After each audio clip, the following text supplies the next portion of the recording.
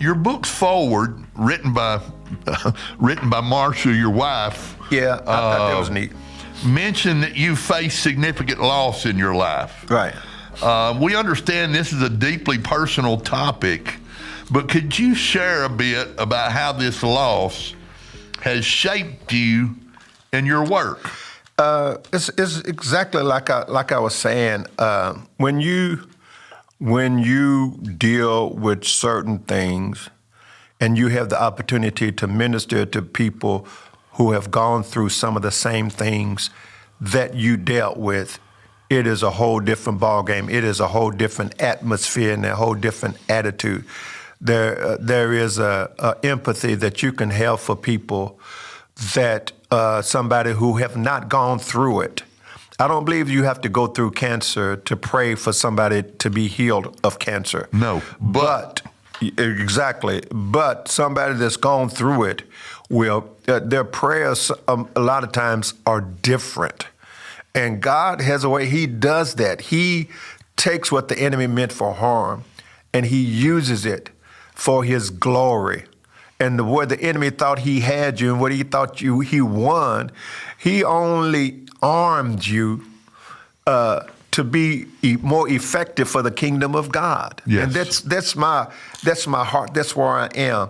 And that's why I minister so much to struggling people and hurting people, because I know from experience what it is to do so. Go back with me, if you could, to 10-year-old Marvin dealing with the struggle of loss. Wow. It's my mom, bless her heart, she's in heaven right now, and I want everybody to know, she became my biggest supporter, one of my greatest church members. She was going to prisons. Every time we went and we ministered and we had tent revival, whatever we had, my mom was there, even up until she died. As long as her health permitted, she was there.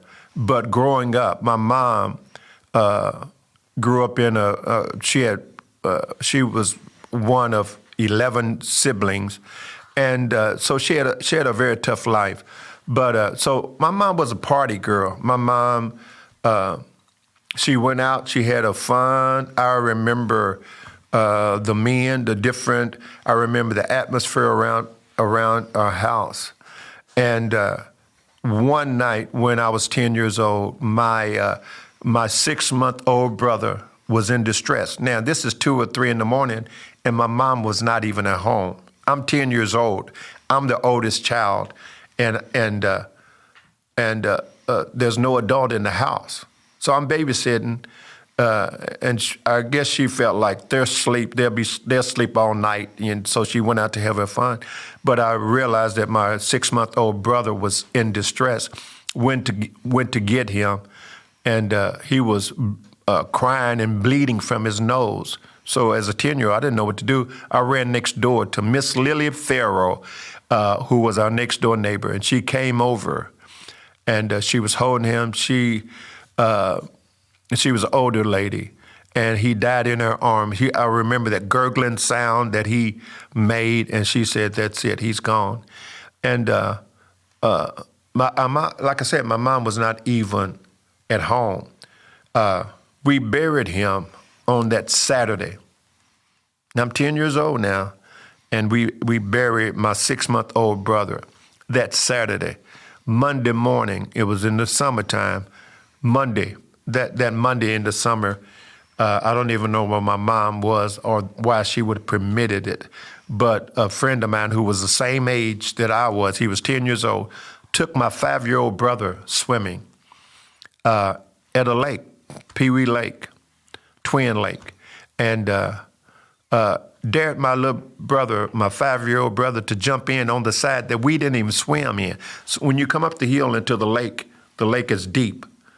So we went around to where it came up to our knees and up to our waist. We didn't swim over there, especially if you couldn't swim, and we couldn't swim. We were just enjoying the water. And he dared my 5-year-old brother to jump in on the deep end, and of course he drowned. So that Monday, my mother buried a son on a Saturday, that Monday, she loses a 5-year-old son. And we're back in the funeral home having another funeral the following Saturday. My mom lost 2 sons 1 week apart. And she was 27 years old because she was 16 when she got pregnant with me and 17 when I was born. So, and she had already had 5 or 6 kids by then. And I'm the oldest. And I got all this responsibility because my mom was out. And so I'm sure it impacted me in some kind of way that I can't even really imagine or even realize. You mentioned your birth. Right. I've heard you talk about it before, and you mention it in your book. Tell us, if you would, about your miraculous birth and how that changed your perspective on upcoming challenges. And anything that I ask you that you don't want to share? No, yeah, it's cool. I feel like that I am able to redeem attacks of the enemy by sharing and helping somebody else. That's my mistakes. That's why I try to be transparent in my ministry and try to tell the things that I've gone through, because to me, it's making the enemy pay and getting something out of my struggles or out of my troubles. But I was 26 years old. I had started the ministry. No, I was 28, but I had gotten married at 24, and I went into the ministry at 26. And the church in the organization that I was in needed a pastor. And so he talked to my pastor about me, and he recommended me. And so they ordained me and assigned me a church on the same day. And I didn't have any experience. I had been in the ministry only 2 years, and here I am being assigned a church to pastor. And my mom was there. By this time, she was saved. She was in church, and she was going to a different church. But I think that all of that dealt with her, that she's seeing her son ordained and assigned a church to pastor, and the church that I was going to pastor was a church that she was already in. And I think all of that dealt with her, and the awesomeness, the reverential atmosphere of this time made her realize what she had done and what she had went through. And that's when she told me of the miracle that surrounds my birth. She was 16 when she got pregnant with me and 17 when I was born. But when she found out she was pregnant, she decided, I don't know if she talked to people or whatever, but her sister took her to have an abortion.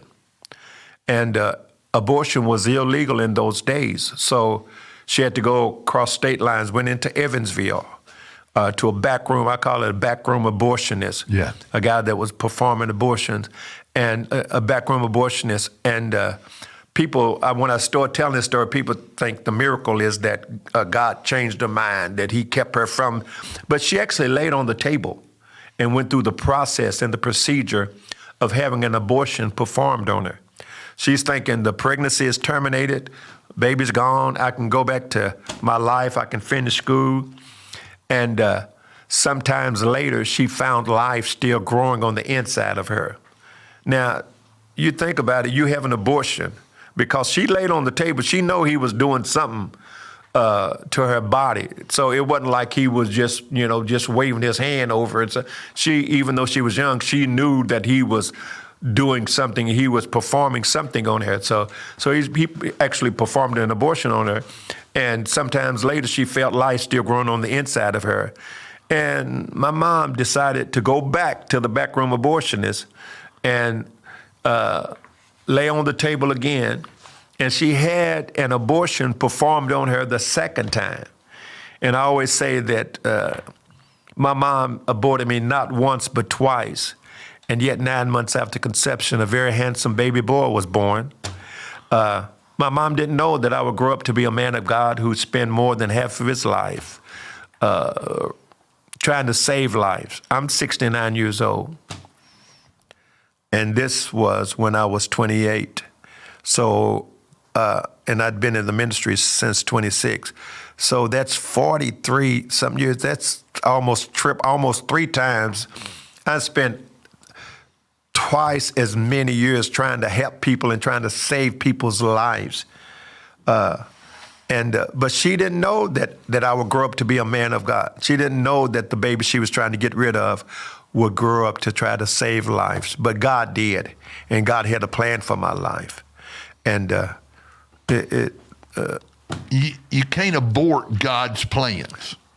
you can if you just insist on it, but God, he don't give up easy on his plans, his purposes.